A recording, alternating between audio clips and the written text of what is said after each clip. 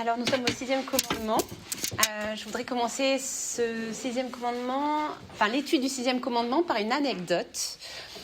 Il y a 2 ans environ, j'avais dans une de mes classes un élève qui avait un regard et une attitude très moqueuse à mon égard, mais aussi envers d'autres personnes de la classe. Et cette attitude moqueuse, elle m'énervait énormément. Et ça avait pour objectif, en fait, de mettre une ambiance très négative à l'intérieur de la classe. Et au fond de moi, la seule chose qui me traversait la tête, c'était les mots « recadre »,« recadre »,« sanctionne ». Il faut que le comportement de cet élève cesse. Et d'une certaine manière, c'est vrai. Parce que poser des limites, c'est une attitude qui est juste. Mais un jour, j'ai pris le temps de parler avec cet élève à la fin d'un cours. On a eu une récréation, il est resté, il mettait du temps à ranger ses affaires. Et on a pris le temps de discuter. Et là, il m'a avoué que, en fait, s'il se moquait des autres, c'était pour ne pas subir la moquerie. Et il m'a dit ceci. Madame, il m'a dit, Madame, si je suis celui qu'on craint, personne ne pourra me blesser. Et il m'a partagé, en fait, toutes les difficultés qu'il a eues dans son établissement avant. Et à ce moment-là, l'élève qui était insupportable à mes yeux et qui rendait la classe insoutenable parfois pour moi, ma vision et mon regard, il a totalement changé. Au moment où je pensais que c'était de la méchanceté qui était à l'intérieur de lui, en fait, je me suis rendu compte que c'était de la peur. Au moment où je voyais de l'arrogance et le fait de se sentir au-dessus des autres, en fait, je me suis rendu compte que c'était de la fragilité. Et du coup, suite à cette conversation, il n'y a plus rien qui a jamais été pareil entre nous. Son regard moqueur a complètement disparu. C'était plus du tout le même regard.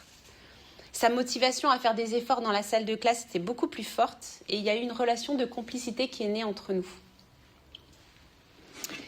Il est possible de condamner un comportement, mais de ne pas condamner une personne. Et ça implique parfois d'avoir un petit cahier de détective pour prendre le temps de questionner la personne, prendre le temps de se questionner aussi nous-mêmes vis-à-vis de nos propres comportements parfois. Comprendre qu'est-ce qui se cache derrière chacune de mes actions.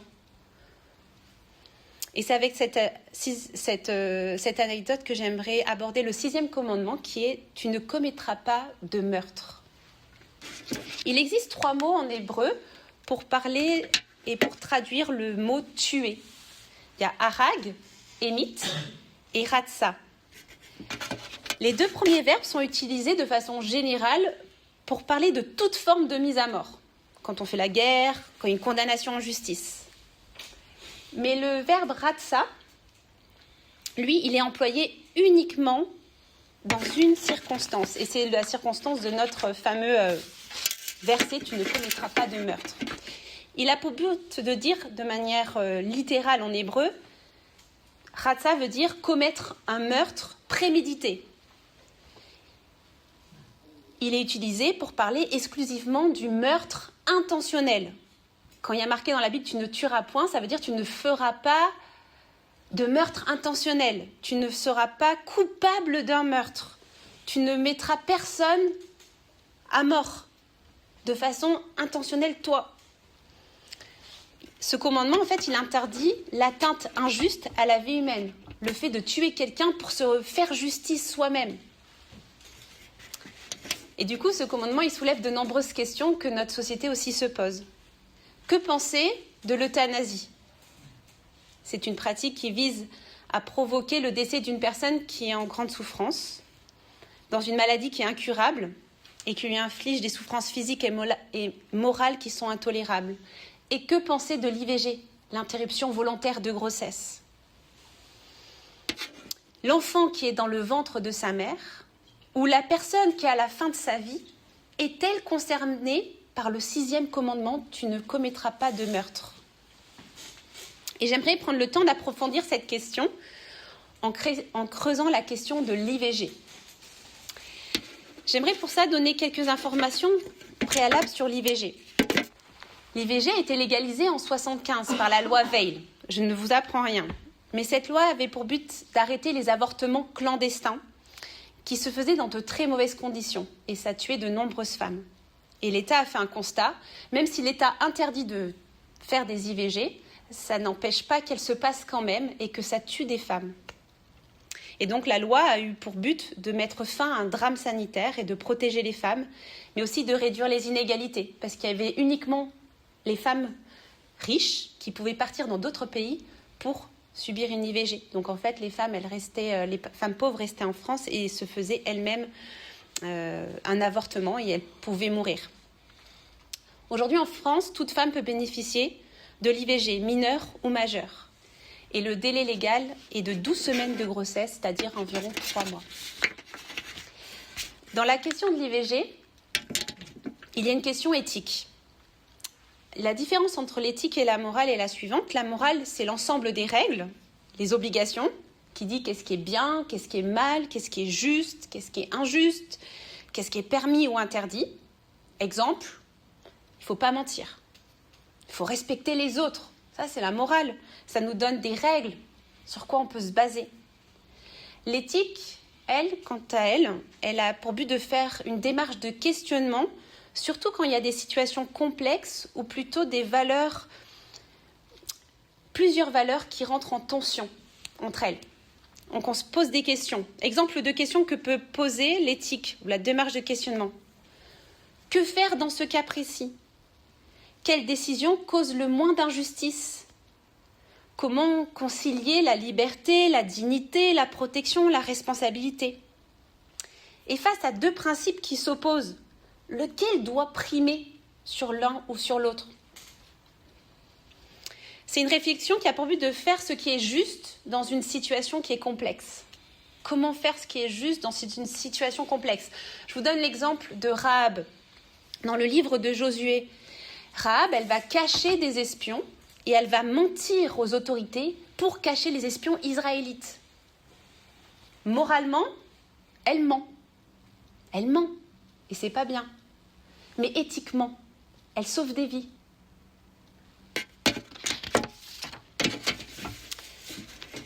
La question derrière Rahab, c'est est-ce que la protection du prochain, est-ce que c'est supérieur au mensonge ? On peut se poser cette question-là.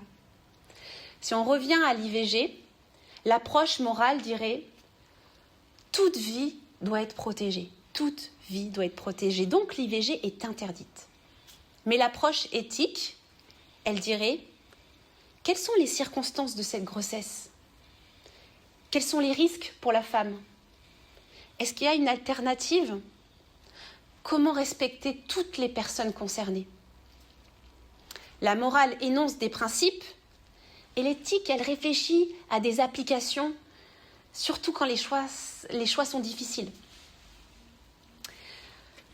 Dans le cas de l'IVG, le but, c'est pas de dire est-ce que je suis pour ou est-ce que je suis contre, mais la question profonde qu'il y a derrière, la question qu'on peut noter sur notre cahier de détective, c'est qu'est-ce qui fonde la dignité d'une vie humaine ? Qu'est-ce qui fonde la dignité d'une vie humaine ? Et il y a plusieurs personnes qui se sont cognées à cette question. J'aimerais rapidement venir dessus. C'est les visions en ce qui concerne la dignité humaine. Il y a la position vitaliste qui va dire que toute vie biologique a une valeur morale. À partir du moment où il y a un organisme vivant qui existe, il mérite la protection. L'avortement est donc considéré comme interdit pour la position vitaliste. Cette position, elle a un avantage, c'est de protéger les plus faibles et de donner une valeur sacrée à la vie. Mais elle a une limite, souvent soulevée, qui est que la personne est souvent réduite à un substrat biologique. Il n'y a pas de différence entre l'humain embryon et l'humain adulte. On ne fait pas la différence. C'est souvent ça qu'on lui critique. Ensuite, il y a la position ontologique. L'embryon n'est pas une chose qui va devenir quelqu'un, mais c'est déjà quelqu'un qui se développe au fur et à mesure. Pour les ontologiques, la dignité humaine doit être reconnue indépendamment du rôle que la personne peut jouer dans le domaine social. Et cette position, elle est avantageuse parce qu'elle protège tous les êtres humains sans hiérarchie. Et la valeur humaine ne dépend pas, elle dépend pas de sa puissance, mais elle dépend de l'être, de qui je suis. Je suis déjà une personne. Mais c'est souvent une position qui est contestée par ceux qui font une distinction entre un organisme humain et une personne consciente. Et là, on tombe un peu dans la philosophie, parce que la question que soulève la position ontologique, c'est s'il n'y a pas de conscience, est-ce qu'on peut parler de être ? Vous avez 4 heures. D'accord ? La position personnaliste, elle dit que la dignité vient du fait d'être une personne. Et là, il y a 2 sous-versions. Il y a la première version qui dit que la personne existe dès le commencement de l'existence humaine. Et pour le coup, là, c'est le refus de l'avortement. Et il y en a qui pensent que la personne, elle a une valeur à partir du moment où elle a des capacités.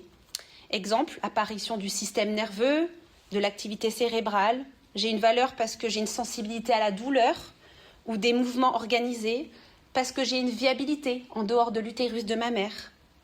Et là, du coup, l'avortement précoce est jugé acceptable. Plus le développement avance et plus la protection devient forte. Alors, les pour, c'est que cette vision reconnaît une différence entre les différents stades de développement. Mais les contre, elle soulève de nombreuses questions. À partir de quel stade de développement on peut parler réellement que l'on est une personne humaine ? Et est-ce que notre dignité dépend-elle réellement de nos capacités ?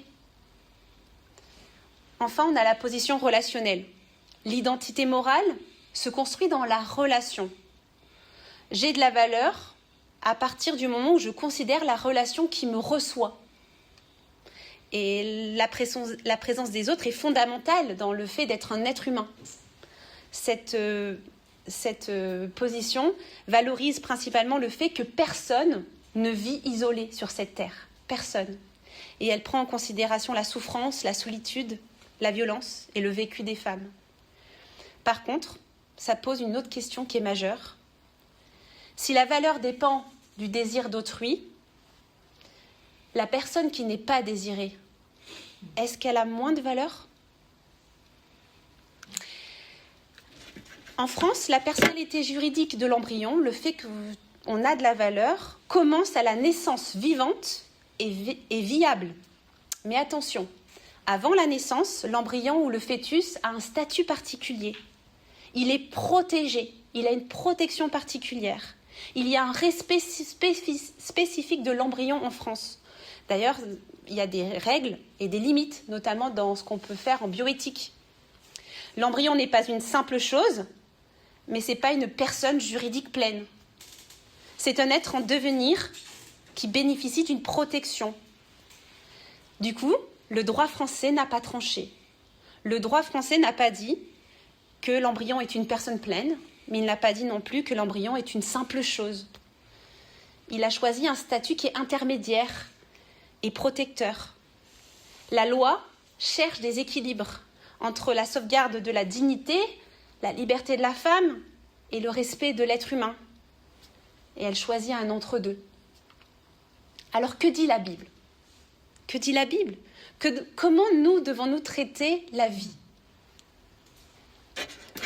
La Bible ne parle pas directement de l'IVG moderne, mais elle donne des principes théologiques qui sont majeurs et j'aimerais en soulever 4. Le premier, c'est que Dieu est l'auteur de la vie. La vie, elle n'est jamais présentée dans la Bible comme un simple fait biologique, mais elle est présentée comme un don de Dieu. On peut lire dans la Genèse que l'homme a été créé à l'image de Dieu, en Genèse 1, versets 26 à 27. Nous avons une dignité, nous avons une valeur, pas parce que nous avons des capacités, non pas parce que nous avons une autonomie, non parce que nous sommes en cours de développement, non, parce qu'on vient de Dieu. On vient de Dieu. Tu viens de Dieu. La vie humaine n'est pas accidentelle. Tu n'es pas un accident. Tu proviens de la volonté de Dieu.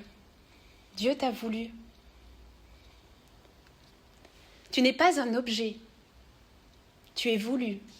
Tu es appelé et tu es reconnu par Dieu. Deuxièmement, la vie faible mérite une protection. Dans le psaume 139, on peut lire « Mon corps n'était pas caché devant toi lorsque j'étais fait dans le secret, tissé dans les profondeurs de la terre. Je n'étais qu'une masse informe, mais tes yeux me voyaient. Dieu connaît l'être humain dans les profondeurs du sein maternel. Il nous connaissait déjà. La vie à naître n'est pas indifférente devant Dieu. Et cette vie, elle est sous son regard, déjà entourée de sa connaissance. La Bible nous pousse à une éthique de la protection de la vie. La grossesse, la maternité, l'embryon ou l'enfant à venir ne sont pas à traiter avec légèreté. Nous sommes appelés à défendre les plus vulnérables, c'est sûr.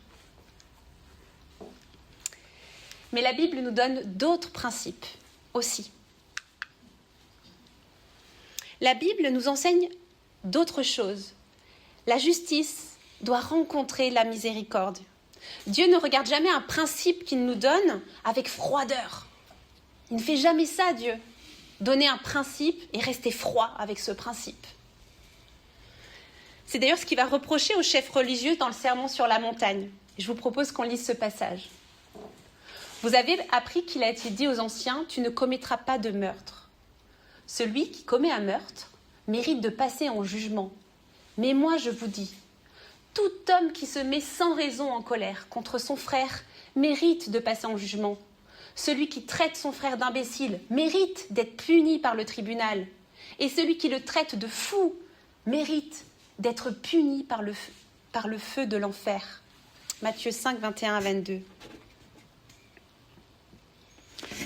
Jésus va relier le meurtre à la colère.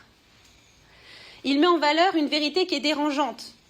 Le mal ne commence pas quand je fais un acte négatif envers mon frère, mais quand j'ai quelque chose qui se passe dans mon cœur, une pensée dans mon cœur. Pourquoi Jésus dit ça ? En fait, les pharisiens, ils connaissaient ce commandement et ils pensaient le respecter. Ils se glorifiaient d'avoir jamais tué personne. Eux, moi, je n'ai jamais tué personne. Mais bon, ils vont bientôt être suffisamment en colère pour être amenés à faire mourir Jésus, en fait, par des personnes interposées. Les chefs religieux, ils affichent une justice qui est artificielle, qui est extérieure. Elle est fondée sur la loi, oui, mais elle a pour seul objectif le comportement, l'extérieur, et la fierté. Être fier et montrer aux autres que moi, j'accomplis ce que Dieu veut et pas toi. Mais Jésus, il dit que le commandement s'étend non seulement à l'acte, mais à l'attitude qu'il y a derrière l'acte. La véritable application de ce commandement s'étend aux pensées, aux paroles, aux actions, aux insultes, ainsi qu'à l'acte criminel lui-même. Qui peut se croire innocent devant cette parole de Jésus ? Si nos mains n'ont jamais frappé personne, si on peut dire « moi, j'ai jamais frappé », combien de fois nos pensées, combien de fois nos paroles et combien de fois nos rejets par nos regards ont-ils déjà blessé quelqu'un ? Combien de fois ? C'est d'ailleurs le but de la loi. Le but de la loi, c'est de mettre en avant que personne ne peut se sauver soi-même. Personne ne peut dire « j'arrive à faire ça, j'y arrive, je peux être Dieu, je peux me sauver moi-même ». Personne. Et c'est ça que Jésus veut mettre en valeur. Il décrit une justice qui n'a pas pour but de dire « je réussis ». Il décrit une justice qui a pour but de dire « j'y arrive pas, mais je me confie en Dieu ». Il décrit une justice qui vise l'humilité du cœur. On a tous besoin de miséricorde. On a tous besoin d'être sauvés. Tous. Il n'y en a pas un qui peut se dire qu'il est sauvé. Et celui qui reçoit la miséricorde de Dieu, celui-ci, et qui le fait régulièrement, je pense, apprend à regarder les autres autrement. Parce que quand on reconnaît ses torts, quand on demande pardon à Dieu, ça change notre regard. Et j'aime beaucoup parce que c'est l'école du regard. On n'a plus un regard dur envers les autres, mais on les rencontre en vérité et en compassion. Celui qui est pardonné ne peut plus tenir une posture de supériorité. Il apprend à regarder l'autre comme un être fragile, appelé à être relevé, tout comme lui.